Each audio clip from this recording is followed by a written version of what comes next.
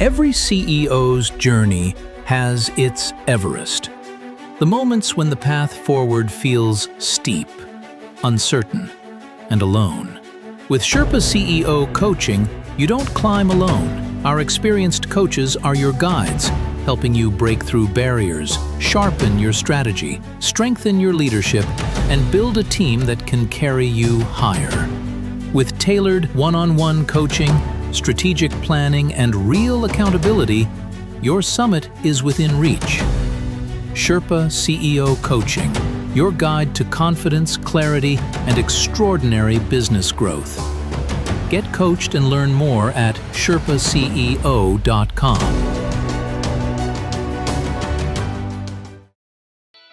Welcome to the Entrepreneurial Journey with your host, Dave Westcott. The Entrepreneurial Journey is a weekly podcast that streams live every Tuesday at 9:15 a.m. Pacific on Dave's YouTube channel and LinkedIn profile. Now here's Dave with this week's episode. Good morning and welcome to the Entrepreneurial Journey. I'm your host, Dave Westcott, and I have with me this morning special guest, Esther Stewart, founder of the CottnOwl. Esther, good morning. Good morning. Thank you, Dave, for having me on. Oh, it's my pleasure. And I'm super excited to have you on. A former Fortune 500 finance associate. You spent 8 years inside billion-dollar institutions training 7- and 8-figure executives in white glove sales, client retention, and institutional growth strategy. It's always great to have somebody with that kind of knowledge on the call. So thank you very much for being here. But before we get into all of that, can you tell us a little bit about CottnOwl and what you are doing today?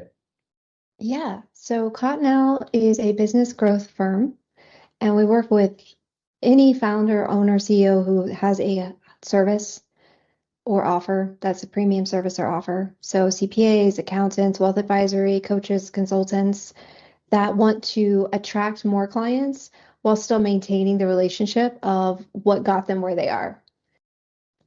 And that's what CottnOwl is. That's not where we started. That's what it has evolved into over the past 4 years, but just bringing the relationship that I know were instrumental and really the true asset that we had at Morgan Stanley and Merrill Lynch. That was the thing that created diversity was the relationship, right? Because in that environment, you really are restricted in what you can and cannot say. You can't use testimonials. So you have to differentiate yourself, not with the service, because there are so many financial advisors. So not with the service that you offer, but with the relationship that you build with the clients. And so that's what I have built. That's what I set in place in my business and what I set in place for clients. And that's what we help them build is an ecosystem that replicates what they're already doing successfully. And then we can bring it online so that they can attract and find more clients for their offers. Well, that sounds amazing. I mean, it sounds like what a lot of professionals really need. How do you dive into that and actually help them do that? What are some of the tricks and tips that you've used to help them get to where they need to go? Yeah, so the first thing we look at is the strategy, because every single business has its own unique strategy for client acquisition. Because where you have to look first is where is your client even active? So while I do believe that any single business can be very successful with online marketing, quite often there is another piece of that needs to be layered in. So that might be in-person events, wealth advisory. Definitely you want in-person events where you can go and connect one-on-one in a room. And it doesn't have to be a large room, right? It just needs to be a room with the right fit clients. And there's so many ways that you can do that and get creative and actually have people show up. But that's just one small piece of it. So you could do in-person events, you could do live webinars. They could be in-person webinars, they could be on-camera webinars. So there's different strategies dependent on your business and where your ideal client is. And then from that, we just build on it and see what makes the most sense in an online space. It's where we can compound what's already working successfully. And in some cases, it can even be what we're doing right now, which is just being on somebody else's podcast, just to have a conversation with somebody else and have your experience out there. And then you can share it with your own social, like on your own social accounts, right? Sometimes it is, unfortunately, and most of my clients don't want to hear this, sometimes it is having a social platform. A lot of the clients I work with are not on social media. So sometimes it's really just part of the strategy is, okay, you don't have to post 3 times a day. You don't have to be like Gary Vee, but you do need to have something where you are visible online so that when people are looking you up, they can find you. Because when I'm thinking about like 2026, 2027, 2028, AI is here, whether we like it or not. So when you can have a strategy that is built around a digital presence online that then gets you visible on AI. I mean, ChatGPT just came out with ads. I have not tapped into that yet, but that will probably be something I'll be testing soon. So where is your ideal client when they're online? Where are they looking when they're not online? And then how do we bring all that together so that we can really get our arms around that so that founders, owners, CEOs can get in front of their ideal client and sign on more clients? Well, that's cool. So getting a client focused on it's almost like kind of having a hub around social media, right? Whether you're on LinkedIn or Facebook, Instagram, you kind of got that hub, and then you're building your offerings out from there, and then you're working in-person events. Maybe those are webinars, maybe those are trade association events or whatnot. Mm-hmm. But you're really looking to get in there and help them build that relationship. What is one thing that you see founders, owners, where they struggle in that connection? Where is a place that you see pretty consistent misses that you can help with? Struggle in the online space or In the relationship space. struggle in the relationship? So I see that where the caliber of the clients that I work with typically struggle with that in the online space because Okay. they are so good at stepping into that room. They are so good at in-person networking events, or maybe they wouldn't describe themselves as good at in-person events, but they're comfortable in that space, right? When they have to bring that into an online platform, so ads, social media, perhaps YouTube channels, an online webinar, going live on LinkedIn, that feels really, really disconnected from what they have always what they have always done naturally in their business, which has been go out and meet people locally, go out and if you're in a wealth advisory, whether you're a founder or whether you're with a team, like I was at Morgan Stanley or Merrill Lynch, you're around people. And so it can feel really disconnected to shift from that into the online space. However, when you are thinking about scaling your business, and that's most of my clients, that's what they come and work with us because they want to scale their revenue. They want to get in front of more of their ideal client, but they don't want to spend more of their time.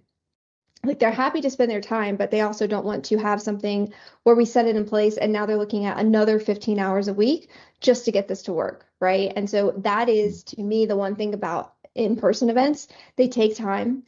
Some of them are successful, some of them aren't. You don't really know until you arrive. If you're doing a webinar, all those things in person, they're great, but you can take that with the right strategy and replicate it online so that you can get in front of those same clients in a different way. As I think about posting, Yeah.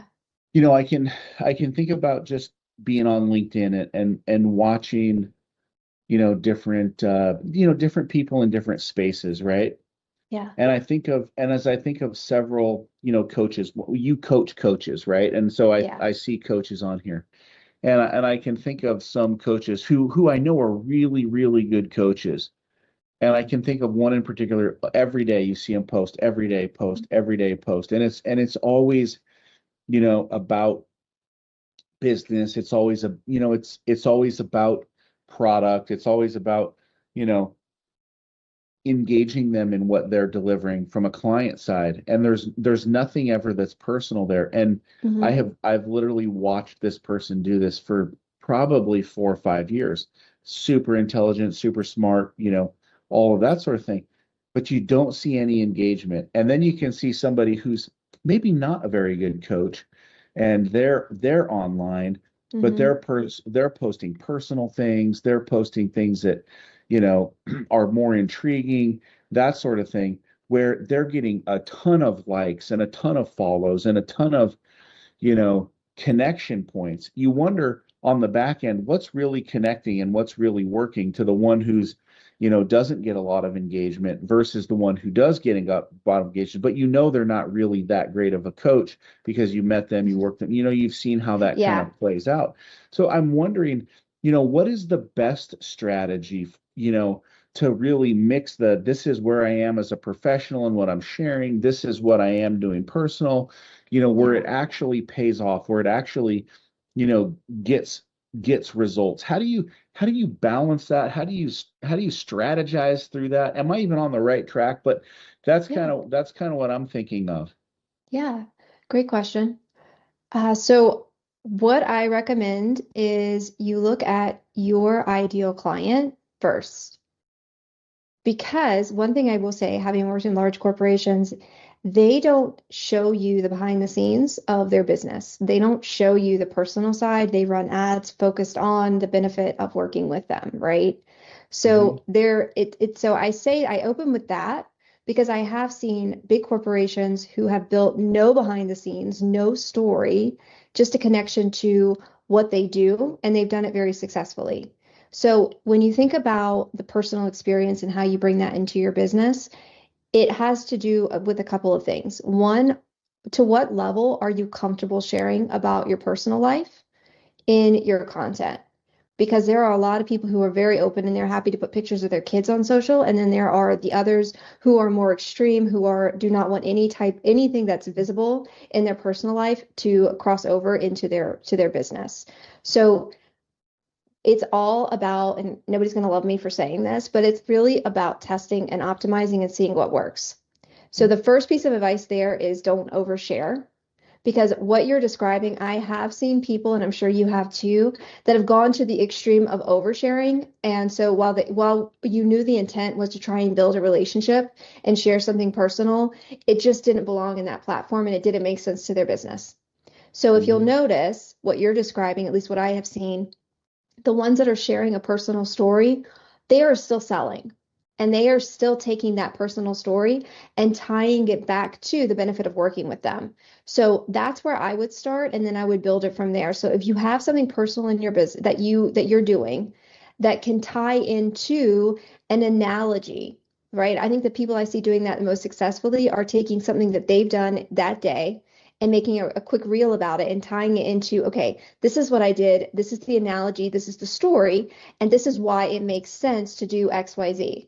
So they're still selling. It doesn't mean they're selling a service. I mean, we're selling when you're showing up on any social platform, whether you're showing up to actually sell a booked call or a service or something that you're selling that has an exchange of money, but you're also selling, even if you're just selling them on the idea of who they can be. You're still selling. So money doesn't have to exchange to be selling. So the ones that I'm seeing do what you're describing the most successfully that are getting the engagement is a very advanced strategy and it's accessible to anyone, but it is weaving the art of persuasion with a personal story with selling, and then they are determining what they're selling. And then I'll close with this, and you can ask me what questions you have. But when they're selling, they're reverse engineering against what they want their point to be.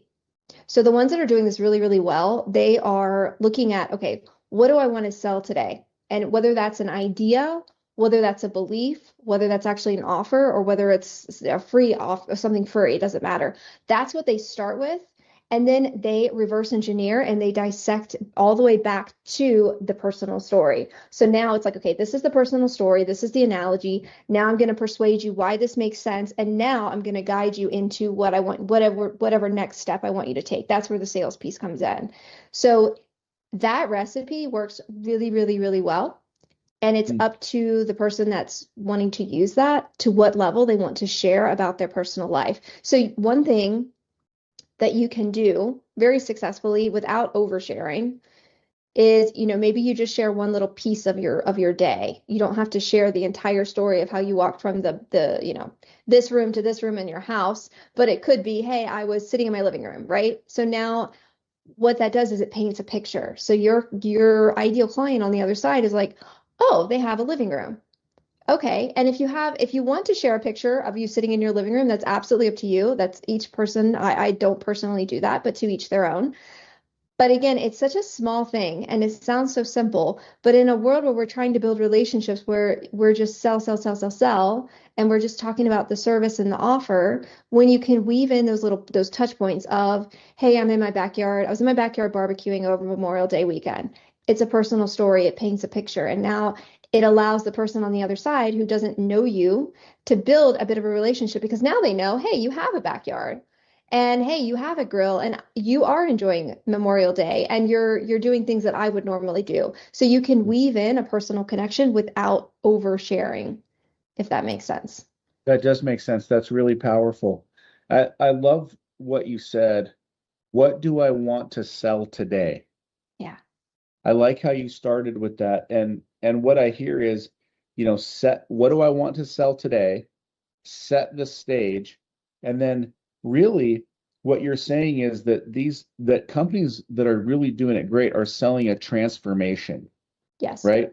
Where are you at now? What don't you like about that? What do you want to change? And how am I going to get that change across? I think that's really powerful, especially for anybody in the coaches, the doctors, the consultants, the therapists, these high level service providers that you're working with today. And so you're walking them through that support, right? Where it's just start, it's just get the ball rolling, it's Yeah. just get going.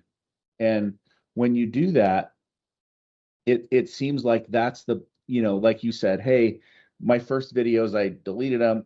But you just got to get out there. You just got to get out there and get rolling, right? Yes. You just got to get it happening. Now, you have a philosophy, and it's clients don't buy hype, they buy certainty. Yes. I also love this. How in an online world that is just so cluttered and just it's so much nonsense, how do you really deliver that certainty? Yes. So many ways. So I'll try and keep this because this is one of my favorite things I love to talk about because I believe that you are not going to be successful in selling your offer online, especially. You're probably going to struggle to even sell it in person, even if you're already doing it, if you don't have certainty. So the most successful founders that have offers, and I'll call them plain vanilla offers, right? They're not selling anything that you could go out and find thousands of others that are selling it. So what makes one person with this offer that thousands are also selling, what makes this one person stand out above the others? And the one thing that I pinpointed it to every single time is the level of certainty that they have in their offer. And it's not just the certainty in their ability to sell it to you, right? That's one level of certainty, but it's their certainty in the absolute conviction that if you work with them, if you step into their offer, if you step into their service, they will get you to the other side, right? And so that's certainty that people that are willing to invest a $60,000 investment, or, like I said, it's a multi six figures, even seven figures in the financial space annually. That's what they're buying. They're buying the certainty of the person on the other side of that conversation and how convicted they are that their team, their offer, their service is the one thing, and nobody else can possibly compete with them because they have the absolute best way to help you get to where you desire to be. So when I think about certainty, it's one really small way, but it's not small, but that's one small section inside of this big piece of certainty. But that Mhm. to me, if you want to pinpoint anything, is that, right? And so that's what pulls people in. Some people use the word magnetism, some people use authority. Like there's all these different words and you can call it whatever you want. To me, I call it certainty. And that's what pulls somebody in and makes them lean in when they're seeing your ad. It makes them lean in when they see you on YouTube. It makes them lean in when they see you talking on LinkedIn. So I'm a big proponent of being on camera. Because when you're selling, I would argue anything, but the higher priced your offer is, the more that your ideal client in a digital world and in a digital space needs to hear you speak. This is why the founders that I work with and that are in this space have successfully built their businesses in one-on-one conversations, because they know the power of conversation and being in the room and having that certainty portrayed in a one-on-one setting. But now, how do you bring that online? You do it by getting good at being on camera. And again, that's not easy, but the more content you can create where you're on camera, the better your conversions will be and the more clients you're going to attract. But all of it ties back to the certainty. Like when you show up in your reel and you're talking about your service, how certain are you in the words that you're saying? And this is where I see a lot of And a lot of the founders that I work with have chosen not to work with this type of marketer because of what I'm about to say. But have you ever seen an ad? And while it's a decent ad, the person that's reading it, like they don't feel excited about what they're talking about. And it doesn't really feel like it's their words. And it feels like they're just reading from a script, right? Mhm. You can feel that. And so what do? You scroll past the ad, Yeah. right? And that's the difference between having the ad where the person is excited about what they're talking about and the ad where the person comes in your feed and they're like, hey, guess what? If you work with me, et cetera, and of course you would never write an ad like that, but I'm just saying, like, it's the level of certainty and the excitement and the conviction that they have behind their offer. That's what makes you lean in.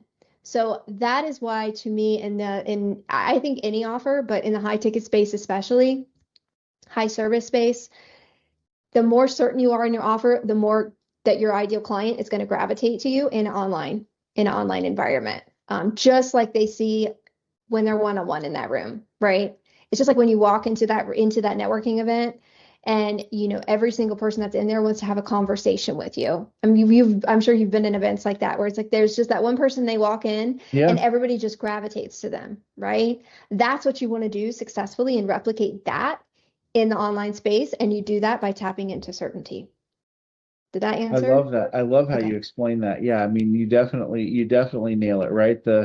It's the level of certainty in the offer, the conviction that if you work with me, you will get to the other side. I love how you create that bridge and it's so hard to do. Like I can listen to you talk about it and share it, but actually to get it there, it's just so challenging, I think, Yeah. mentally for a lot of people. That's why working with someone like you is really beneficial because you can help really bridge that gap, right? Between one to the next, right? Yeah. It's those little moments of, and here's how we do it, and here's what we're going to put together, and here's the next step that you need to take. Yeah. And I think that's really what you need because you might be great at coaching or you might be a great therapist or you might whatever you're doing you might be great at it, Yeah. but getting that connection with the next customer is so important. And it's actually a really hard, it's actually a really really hard um thing to do. At least that's how I think about it anyways. um But while you were training high-level executives, what was a reoccurring theme or concept that they struggled with in regard to sales and growth as we're talking about that difficulty, right? We're talking about what's hard. We're talking about it. I mean, at least in my Yeah. mind it is, and maybe in your mind it's not. But but how do you go? What was that reoccurring theme or concept that they struggled with? The relationship. They really struggled with the relationships. They struggled in articulating the value of their relationship in a way that conveyed in sales calls. So they knew they were really good at what they did. And I worked with many different teams, and I was also a corporate coach. So I worked with not just the team I was working with, but coaches across the nation. All of them struggled with how to build a relationship with their clients in a space where they don't see their clients, except for, possibly once a year. It depends on in that environment, and I'll just stick to this environment for this purpose. It depends on where your clients are based. So some teams would only work with local clients. Most teams would work with clients and they have them all over the country, right? So in that Mhm. in that instance, they are not seeing that client, if ever. And if they do see them, it's once every 3 years. So in that environment, now you have built a relationship with this person in a Zoom call, or typically it was a referral.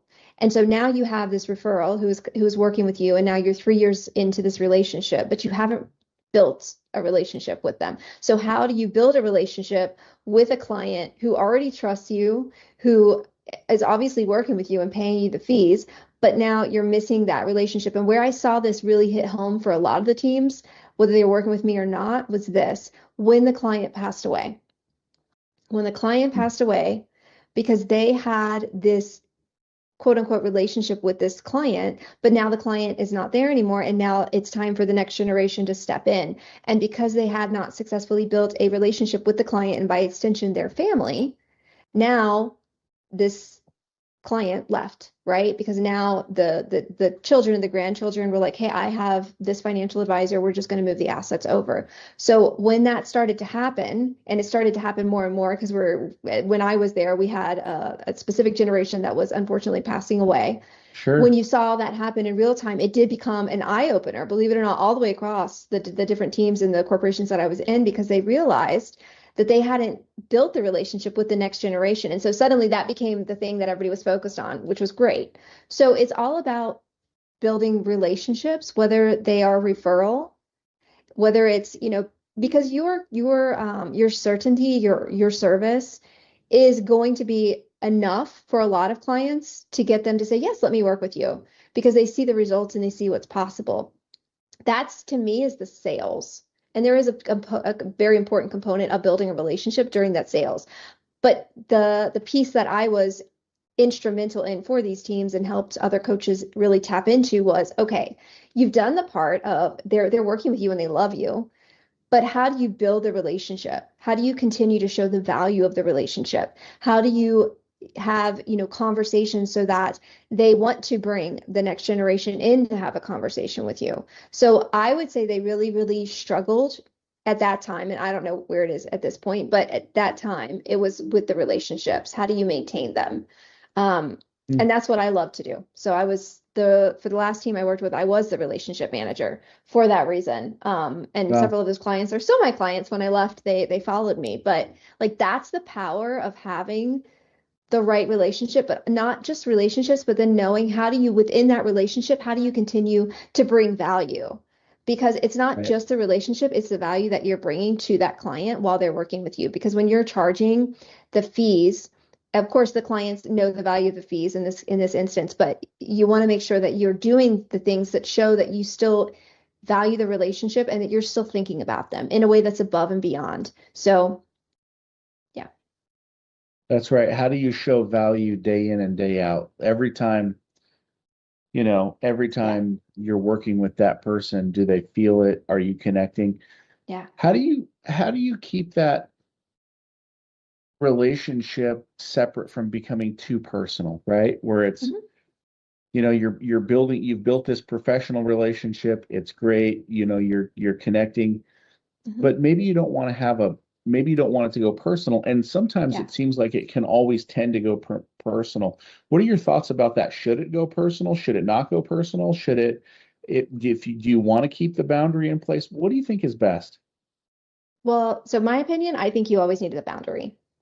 Yeah. Because when there's an exchange of money, when there's an exchange of anything, you are you should be in a service mindset.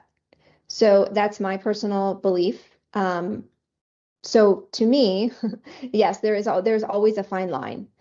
For example, like when I'm talking about the relationships in sort of inside of Fortune 500 finance corporations, they were never personal. The most exchange at a personal level in those conversations were, what did you have a nice 3-day weekend, right? If it's Memorial Day weekend, did you have a nice 3-day weekend? Or if I'm out of the office and I came back from, traveling, because I love to travel, and you're back and they're like, hey, how was your trip, right? So that was an exchange, but it was literally maybe 30 seconds. So when I'm talking about the relationships were, how are you looking out for their best interests? And I can give you some examples. It's depending on your offer and your service and how, I'll give you a couple of examples. So if you're in a wealth advisory or like a CPA, one way to build a relationship is to find something inside of what you do that is really important to your client, and have a reminder and make sure that that is always top of mind weekly. And every single person, that would be different for them.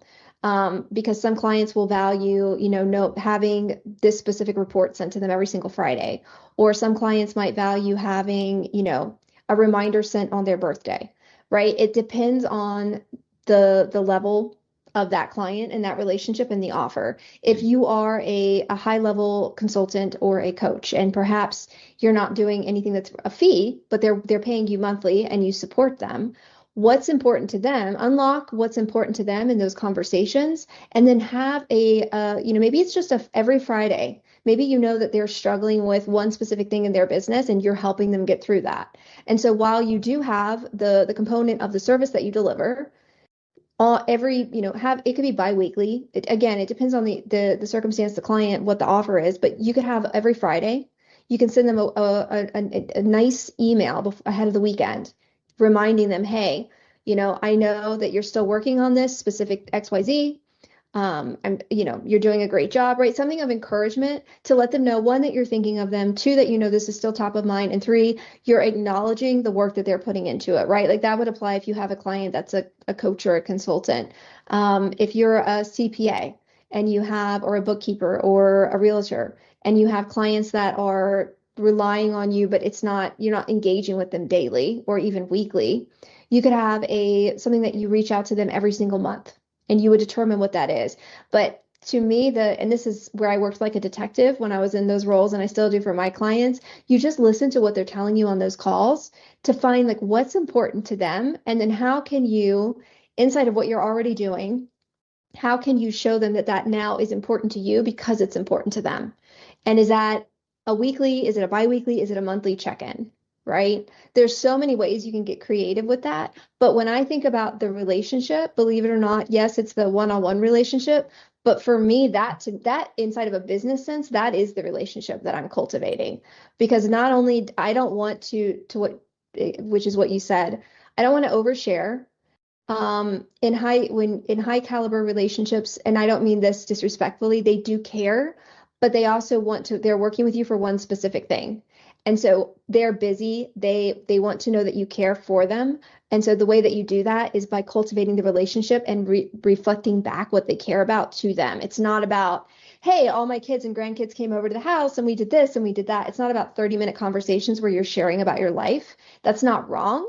But I will say that was never part of any conversation inside of any of the teams or even what I do in my business now. So it's just about how do you take the relationship and put it back in ways that they find value. Does that make sense? It does make sense, and I think you did a great job explaining it. And really, just to kind of put it back out there, it's find something that's important to them. You make it important to you as well. Maybe it's a weekly report, maybe it's a birthday, maybe it's a nice email with some encouragement on something that they're working on. These are things that you're doing. As you walk through this process, one of the things you said was unlock what is important, unlock what is important. Are there any tips or questions or maybe high gain questions or anything that would help one unlock what is important? Like if you've never done that before, if you've never, worked at that level, are there any tips to unlock what's important? Well, you have to test. Again, nobody wants to hear that. So you can even ask. I think the simplest way is just ask. Yeah. Right? Just ask your clients. You could even put it in an email. Maybe it's a relationship that you've had for years. And so you don't want it to sound a little odd that you're now asking. But, in a sign off in an email, for example, depending on the caliber of the relationship, you could even ask them, what is important to you right now and what can I do to support you? Right? Like what is important, and maybe that's not the right wording, but something along those lines, right? What is it that is, if you're in one-on-one conversations, and really at the level that I'm speaking of, you should be in one-on-one conversations and they should be frequent. Maybe they're not every day or even weekly, but maybe they're biweekly or monthly. That's really where I would pick up the cues. And what I found is they would shift. So for example, if we were approaching, if you're a CPA and you're approaching tax season, right? Like what is important to that client? Because every single client has their own thing that they're focused on for tax purposes that are completely separate from what a CPA is. Maybe they just want to make sure that you got all of their financial documents, right? Did you get all their 1099s and all their tax documents? And so for that client, that's what they're most focused on. But the CPA is like, well, I'm focused on just filing your taxes, right? So perhaps that is now the thing that you picked up on, and now you realize this is really important to this client because this is going to give them anxiety until I can confirm that we've received everything. So in that instance, you would have a spreadsheet, and for every single, and I'm not trying to create work for anyone, but this is just an example. You could have a spreadsheet for your clients based on, okay, this is the tax document we can expect from this institution, this institution, this institution. This is what we got last year. And then you or someone on your team every single year can just go through that checklist and send an email to the client before the client reaches out and just say, hey, Just wanted to update you. I know this is important to you. These are the tax documents we received last year. These are the tax documents from the same institutions that we've received this year. If there's anything new that we aren't aware of, please let us know. But otherwise, we have everything we need, right? It's just a small touch point, but it's Yeah. taking something that they value and putting and sending it back to them. So that's just one example. There's so many ways that you can do that. And yes, it is another level of work. But at the fees that I'm talking about, the services, the offer prices, you want to give them an experience and then convey that you care about what they care about. So that's an example of just listening to what is important to them. And then you can just have notes. You can have a CRM that hosts all of that for you. And then your team, you can create tasks. It can be something that you do. It can be something that your team does annually. It could be something that's monthly. Maybe you have, if you're a high-level consultant, maybe you're on a call and this client, it mentions a specific upcoming like in-person networking event. Maybe you're a high-level coach for executives who are getting better at networking and building relationships, because while they're really good in the office, they're not good at networking. It's big industry. A lot of people don't like networking. So maybe that's what you're helping them with. And so you knew they had a big networking event on Friday. So maybe Sunday evening or Monday morning, before they reach out to you, you send them an email and say, hey, I thought about you this weekend. I know you had this big networking event that you were very nervous about. I know that you did an amazing job. What, how did everything go? Right? So again, you're just getting in front of the last conversation you had, but you're building a relationship. This is the piece that most founders really miss, because it seems like such a small thing, but I will tell you that this is how I was able to get to the level I did inside the different corporations, was just by paying attention to these little things that, yes, they seem little, but they're really not. This is what will make or break somebody's decision in terms of whether they're going to stay with your team or move somewhere else in the financial space. These are the things that determine whether or not somebody wants to continue working with you in a coaching capacity, whether they want to continue with your service. And they're such small things, but those are examples of how you can listen to find and unlock those little cues when they're talking to you in conversations, to find out like what is important to them. And then again, I have a terrible memory. Reminders, all in my phone, all in my computer, just little reminders that show up on my cell phone, and they ping me so I can remember to send that email to that person. I love that. That is really powerful step. Really powerful steps.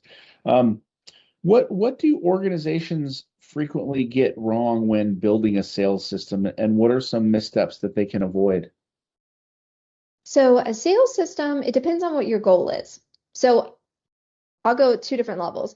If you have a product, service, offer, let's say you have a digital product, because I'm not a fan of those, but let's say you have like a PDF and you want to sell that. There's a totally different strategy for that. And you could set up a sales page. You could run it just to let's say you have a book, you could just send them straight to Amazon. They could check out, et cetera, et cetera. When you're selling a high level service, the sales piece is instrumental. And I see a lot of founders that want to build the relationship, but then they don't want to sell. So you have to get really comfortable with selling, and that's mindset for certain founders, and that's perfectly fine. But whatever works for you, because selling is a service, and you need to sell your service so that this client can get the next result. So the first is overcoming that obstacle and realizing that when you're thinking about a sales system, yes, it is selling, but that is a good thing. So that would be the first piece. The second is, when you have the system in place, what's the strategy? So for the systems that we set up for our clients, it's booked calls to get somebody to have a one-on-one conversation that then moves them into becoming a client. So that is the sales system. It is, I call it a client acquisition system, however you want to phrase it, but it's ultimately taking somebody from just learning about you, learning about your service, taking them on a little bit of a journey of what it looks like to work with you, and then having them book a call with you to say, yes, and I want to move forward, or, this is great, but it's not a good fit right now, right? You have to just release the attachment to it. But that is my definition of a sales system in the online space, or even in the one-on-one space. So the system, though, if you're one-on-one, you don't have a system, you're going to have a structure. So you probably already know, like, okay, we have this conversation, and then this is the presentation deck that I send out after the call, right? For some offers that's applicable, for some it's not, or maybe they just say yes in the conversation and you move forward. In the online space, you have to have a system that's doing that for you if you really want to scale. And so what that looks like is you have whatever your strategy is, whether it's the YouTube channel or it's ads or it's social media, whatever. After they engage with that content, where do they go next? And now we talk about, that's where we segue into the sales system. Others call it a funnel. It's all the same. So the top of funnel would be where they're engaging with you, whether that's on social, whether that's paid, whether that's webinars. Then the next step is, okay, now this looks interesting. Where are you sending them online? So now we talk about the system. The system is where you want to build your email list. So that could be something that you give them that's free. It could be a webinar that's free. It could be a webinar where they have to pay to attend. That's successful too. But either way, in exchange for getting access to this piece of information, whether it's compensation or it's free, they are giving you their email address. That's how you build your email list. So that's the first part of a sales system. Because with that email list, with that email address, we now have a way to communicate with them and send them emails. So that's part of the system. Because at the level that we're talking about, one, if you're in any of the industries that we've spoken about, you already know that your industry is very saturated, which is great. It's very competitive. And so it's very unlikely that somebody is going to see a 60-second reel and then instantly jump in and book a call with you to work with you and invest six figures, right? There's a little bit of a dynamic there. So that's where the system comes in. It warms them up. It builds that relationship with them. It nurtures them. It shows why you are a category of one. It ties back into that certainty, because all of this ties into the certainty, how certain you are that this is the most amazing thing and that they should work with you for XYZ. And the system should be automated. It should have emails that send out at a specific frequency. The emails can go as long as you want. You could have like a 7-part email sequence. There's no right or wrong. It depends on your offer and your industry. But the emails are part of the relationship, if they should be written as such. I use texts, SMS. Those are, if you come through a specific form on my website, you also get a text from me, and I think it's 4 texts, and then I stop. Again, to each industry is different, but I will say that the higher price your offer is, the fewer texts you want to send, and that's contrary to what most people say. But the reason is premium clients don't want to be annoyed. And if they have seen a text from somebody 3 or even 4 times and they haven't moved forward, there is nothing else that you can possibly say that's going to convince them. So at that point, step back, and whether they want to engage or not is their decision. But premium clients that are willing to invest at this level, do not want to have their phone completely spammed. So I'm really, really, really intentional about that. For anyone that's listening, if you want to use SMS, I'm a big advocate of it, because what it does is it lights their phone up. Especially if they have SMS enabled, it just gets right in front of them. But that is the system. And then on the back end of that, everything should be nurturing them and inviting them, not selling them. You're selling them, but in words that are inviting them to take the next step.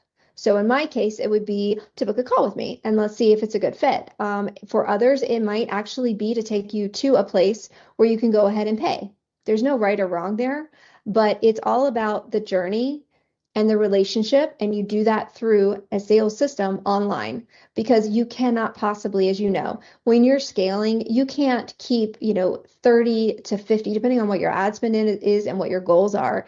It is really hard to maintain 50 to 100 relationships every single month with a potential prospect. So the best way to do that without exhausting yourself and while giving yourself time back is just to have a system that does that for you. And then you have the conversation, which for me is the next and the final step to see if it's a good fit to move forward. So that's my definition of a sales system. And then within that is where you get to determine what makes sense for your offer. How many emails? How should they be written? What needs to be in there? Do we need testimonials? Do we need case studies? What would make somebody really, really see you as the authority? Do we want to send them to a YouTube channel? Do you have a free community? Are you going live, right? Like there's so many ways within the system.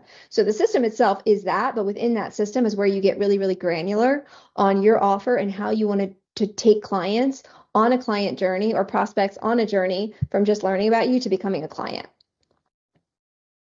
That's really, really powerful. That's really, really great stuff. This has been fantastic. So how does someone find you? Are you on social media? Are you hanging out there, LinkedIn, Facebook? Where are you hanging out on social media? Yeah, I'm on all of the platforms. So I will say that the best way would just be to go to my website. So CottNOwl official.com. And then on the top right of the page, if you hover over resources, it will give you all the links to my social. But yes, I am on YouTube, I am on LinkedIn, I'm on Facebook, I'm on Instagram, and I believe there's one other platform that I'm missing. Yeah. That's okay. There's so many of them. There's There's so always many. something new. There's always Yeah. something new. Okay, so that's awesome. That's how they get a hold of you. That's how they work with you. And I'm guessing that you're taking on new clients now. Yes. I am. Awesome. That's Yeah. fantastic. I mean, anybody who works with you, I can tell it's going to be amazing. I mean, you have a breadth of knowledge, super, super incredible show. I'm super honored to have had you on here. It's been absolutely outstanding. I just have Thank you, one Dave. final question. You're very Yeah. welcome. We've got a big billboard, a whiteboard on the side of the road with one word, one phrase, one sentence. What would you want to share with the world before we come in for a landing? Oh, how do I say this? I don't know I don't think I can say it in one word, but if I had to tell anyone anything, it's that make sure you're saving time for your personal life in the process of building your business. Save time Yeah. for your personal life.